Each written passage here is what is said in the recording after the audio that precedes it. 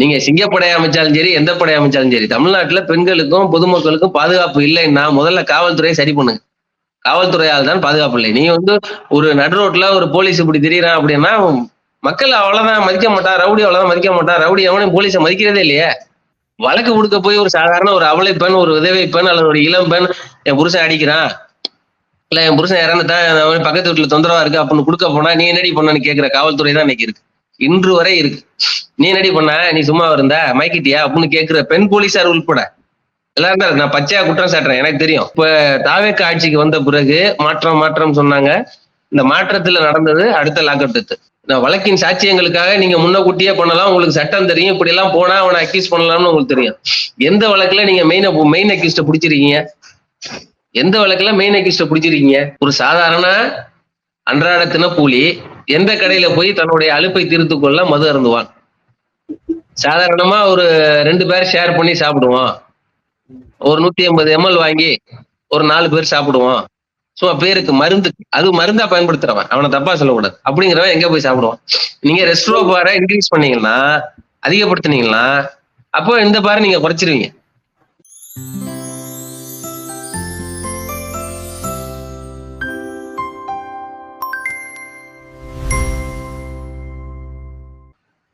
வணக்கம் தேவேந்திரன். வணக்கம், நல்லா இருக்கீங்களா?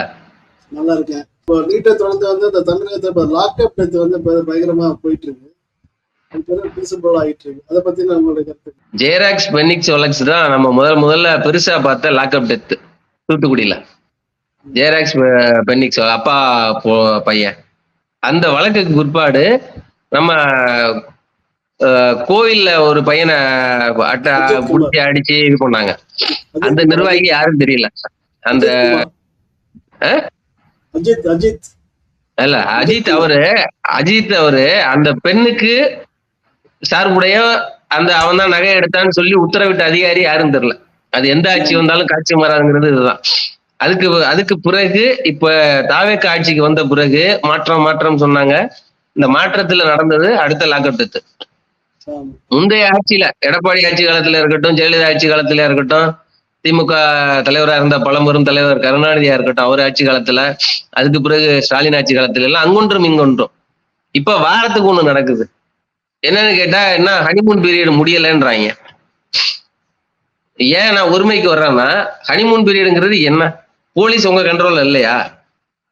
காவல்துறைக்கு முதலமைச்சர் தான் தலைவர். அவருடைய அமைச்சரவை கீழே அவருக்கு கீழே தான் காவல்துறை இருக்கு. அப்போ உங்களுடைய கட்டுப்பாட்டை இழந்துருச்சா காவல்துறை? அவங்க டிஜிபி அவங்க கண்ட்ரோல்ல தனியா செயல்படுறாங்களா? என்ன ராணுவ ஆட்சியா அது? ஒருத்தனை விசாரணைக்கு பிடிச்சிட்டு போனா ஏன் விசாரணைக்கு எடுத்துட்டு போறேன், என்ன விசாரணை, என்ன குற்றச்சாட்டு அப்படிங்கிறத அந்த ஃபேமிலி கிட்ட சொல்லணும். அல்லது அவர் வக்கீல்கிட்ட பேச வரும்னா வக்கீல்கிட்ட பேச வரணும். ஒரு மாற்றுத்திறனாளி அழைச்சி கொண்டு நீங்க கொண்டிருக்கீங்க. போலீசாருடைய சார்பா சில வீடியோக்களை வெளியிட்டு இருக்காங்க. என்ன செக் பண்ற மாதிரியும், அவர் இந்த மயக்க போட்டு விடுற மாதிரியும் சும்மா ஒரு 10 செகண்டான காட்சியை எப்பவுமே நான் சொல்லுவேன், சாதாரண மக்கள் இயல்பு நிலையில இருக்கிறவங்களோட வேற, ட்ரெயின்டு போலீஸினுடைய செயல்பாடு வேற. ட்ரெயின்டு போலீஸ் என்ன வேணாலும் செய்யலாம். ஒரு வீடியோ எடுக்கலாம், ஒரு குற்றச்சாட்டை பதிவு பண்ணலாம். அந்த குற்றச்சாட்டுக்கு ஆதாரமா பாருங்க, உங்க வீட்டுல நாங்க பரிசோதனை பண்ண நல்லா இருந்துச்சு அப்படின்னு சொல்லலாம். என்ன வேணாலும் பண்ணலாம். வழக்கின் சாட்சியங்களுக்காக நீங்க முன்னக்கூட்டியே பண்ணலாம், உங்களுக்கு சட்டம் தெரியும். இப்படி எல்லாம் போனா அவனை அக்யூஸ் பண்ணலாம்னு உங்களுக்கு தெரியும். எந்த வழக்குல நீங்க மெயின் அக்யூஸ்ட பிடிச்சிருக்கீங்க? எந்த வழக்குல மெயின் அக்யூஸ்ட பிடிச்சிருக்கீங்க?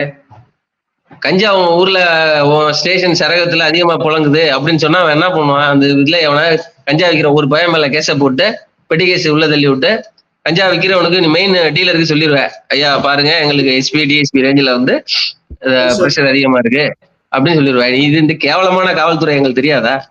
வழக்கு கொடுக்க போய் ஒரு சாதாரண ஒரு அவலை பெண், ஒரு விதவை பெண் அல்லது ஒரு இளம் பெண் என் புருஷன் அடிக்கிறான், இல்ல என் புருஷன் இறந்துட்டான், பக்கத்து வீட்டுல தொந்தரவா இருக்கு அப்படின்னு கொடுக்க போனா நீ என்னடி பண்ணன்னு கேட்கிற காவல்துறை தான் இன்னைக்கு இருக்கு.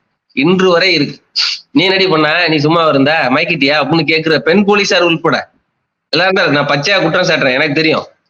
பச்சையா குற்றம் சாட்டுறேன். ஆமா. இப்ப சமீபத்துல ஒரு வீடியோ பார்த்தேன். ஒரு செய்தியாளர் கேள்வி கேட்கிறாரு. ஒரு செய்தியாளர் கேள்வி கேட்கறதுக்கு மேலே வழக்கு போடுவேன் அப்படின்னு சொல்லுது அந்த அம்மா. அது சாதாரண கான்ஸ்டபிள். சாதாரண நிலையில இருக்கக்கூடிய ஆளு. என் மேல ஏமா வழக்கு போடுவீங்க அப்படின்னு ஒரு வீடியோ ஆன் பண்ணி வச்சுக்கிட்டே கேக்குறாரு. நீ தான் போய் கையை பிடிச்சி இழுத்தல அப்படிங்குது. இதை விட வேற என்ன வேணும்? ஒரு காவல்துறை கேவலமா செயல்படுறதுக்கு இதை விட வேற என்ன சாட்சி நீங்க கேக்குறீங்க? இதை விட வேற என்ன கேக்குறீங்க? இதுதான் ஒட்டுமொத்த மனநிலையும். நீங்க ஜெயராஜ் பெனிக்ஸ் வழக்குல ஒண்ணே ஒண்ணு, இந்த காவலருக்கும் அந்த காவலருக்கும் சொல்றேன். ரேவதின்னு ஒரு பெண்ணு, பெண் காவல். அவங்க சாட்சி சொன்னதுனாலதான் அந்த சட்டத்துல, அந்த சம்பவத்துல சட்டத்தின்படி அவங்களை தண்டனை கொடுக்க முடிஞ்சது குற்றவாளிகளுக்கு. அத்தனை இன்ஸ்பெக்டர், அத்தனை எஸ்ஐ எல்லாரும் மாட்டினாங்க. நீங்க சிங்கப்படை அமைச்சாலும் சரி, எந்த படை அமைச்சாலும் சரி, தமிழ்நாட்டுல பெண்களுக்கும் பொதுமக்களுக்கும் பாதுகாப்பு இல்லைன்னா முதல்ல காவல்துறையை சரி பண்ணுங்க. காவல்துறையால் தான் பாதுகாப்பு இல்லை. நீங்க வந்து ஒரு நடு ரோட்ல ஒரு போலீஸ் இப்படி திடீரான் அப்படின்னா மக்கள் அவ்வளவுதான் மதிக்க மாட்டா, ரவுடி அவ்வளவுதான் மதிக்க மாட்டா. ரவுடி எவனையும் போலீஸை மதிக்கிறதே இல்லையே, மதிக்கிறதே இல்ல. நீங்க பச்சையா நடக்குது அது உள்ள, மதிக்கிறதே இல்ல. எவன் பயந்துட்டு இருக்கிறான்? ஆட்சி மாறிடுச்சு, ரைட்டு. இரும்பு கரம் கொண்டு யாரும் அமுக்குறீங்க? ஹனிமூன் பீரியட் எத்தனை நாளையா கேட்பீங்க? வருஷத்துக்கு ஹனிமூன் யாரோட? எதுக்கே ஹனிமூன் பீரியடு? ஒரு சட்டத்தின்படி நடவடிக்கை எடுங்கன்னு சொல்றதுக்கு ஹனிமூன் பீரியடா? சட்டம் ஆல்ரெடி இருக்கு. சட்டத்துல இருக்கக்கூடிய நீங்க மட்டும்தான் வந்திருக்கீங்க. மற்றபடி அதிகாரிகள் அங்கேயே தான் இருக்கிறான். அந்த கோட் ஆஃப் கண்டன்ட்ங்கிற மாதிரி சட்டத்தை ஃபாலோ பண்றவன் தான் அங்க இருக்கிறான். அப்ப நடவடிக்கை என்பது ஒண்ணுதான். அதை ஃபாலோ பண்ணாம விட்டுட்டு ஒரு பெண்களுக்கு பாதுகாப்புல, ஒரு குழந்தைக்கு பாதுகாப்புல 2 வயசு சிறுமி 5 வயசு சிறுமியை பிடிச்சி கெடுக்கிறான், பாலியல் பலாத்காரம் பண்றான். நான் வந்து அப்படி செய்வேன், இப்படி செய்வேன், எங்க ஆட்சியில் அப்படி நடக்காது அப்படின்னு சொன்னீங்க. என்ன நடந்துகிட்டு இருக்கு? குழந்தை பள்ளிக்கூடத்துக்கு போயிட்டு வர்ற வரைக்கும் பாதுகாப்பா இருக்க முடியல, மனசு ஒருநிலைப்படல. இது தொடர்ந்து இந்த விஷயம் தமிழகத்துல வந்து ரெஸ்டோ பார் கலாச்சாரத்தை தமிழக அரசு கொண்டு வரதா பேச்சுவார்த்தை நடந்துட்டு இருக்கு. ரெஸ்டோ பாரை பத்தி உங்களுடைய அபிப்பிராயம்? சிங்கப்பூர்ல இருக்கீங்க, பல விடுதிகள் இருக்கும், அதே மாதிரி இங்க தமிழகத்துல கொண்டு வர நம்ம சிங்கப்பூர்ல இருக்கிறதுனால இல்ல, வளர்ந்த நாடுகளுக்கும் வளரும். நான் சொல்லிடுறேன், டாஸ்மார்க்கை வந்து முழுமையா வந்து இது பண்ணணும்னு சொல்லிட்டு இந்த தமிழகத்துல இன்னமும் வந்து போராட்டங்கள் நடைபெற்றுள்ள நிலையில இப்ப இந்த ரெஸ்டோ பார்ங்கிற விவகாரத்தை எப்படி பாக்குறீங்க? அது ஒரு மிகப்பெரிய வரலாறு, மது வரலாறு. நான் அங்க இருந்து ஆரம்பிச்சிடலாம்னு நினைக்கிறேன், கொஞ்சம் நேரம் எடுக்கும். முதல்ல வந்து மதுவை கொண்டு வந்தது யாரு அப்படிங்கிற பிரச்சனை ரொம்ப பெரிய பிரச்சனை. அறிஞர் அண்ணா வந்து எங்களுக்கு மது விலக்குன்னு சொல்லி ஒரே போடா போட்டு மதுவை நான் இருக்கிற வரைக்கும் கொண்டு வர மாட்டேன்னு சொல்லி 1968 வரைக்கும் தமிழ்நாட்டுல மது விலக்கு, மது இல்ல. அதுக்கு பிற்பாடு திமுக அரசாங்கம் தான் வந்து கருணாநிதி தான் உள்ள கொண்டு வர்றாரு. அப்போ அவர்கிட்ட கேள்வி கேட்கிறாங்க, என்னங்க உங்களுடைய தலைவர் தானே வச்சிருந்தாரு அப்படின்னு சொல்லி கேட்கிறாங்க. அப்போ அவர் சொல்றாரு, சுத்தியும் வந்து நெருப்பு எரியுது, நடுவுல நான் மட்டும் கற்பூரமா இருந்து எப்படி எரியாம இருக்க முடியும், எல்லாரும் வெளியில போயிடுறாங்க, ரொம்ப கஷ்டமா இருக்கு அப்படின்னு சொல்லி சொல்றாரு.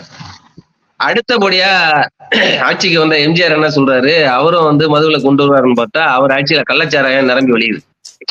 அவர் நிரம்பி வழியும் போது அவர்கிட்ட கேட்கும்போது என்ன சொல்றாங்க, இல்லையா அப்படிலாம் ஒண்ணும் இல்லையே அப்படின்றது. சோ அங்க இருந்தே ஆரம்பிக்கிறது.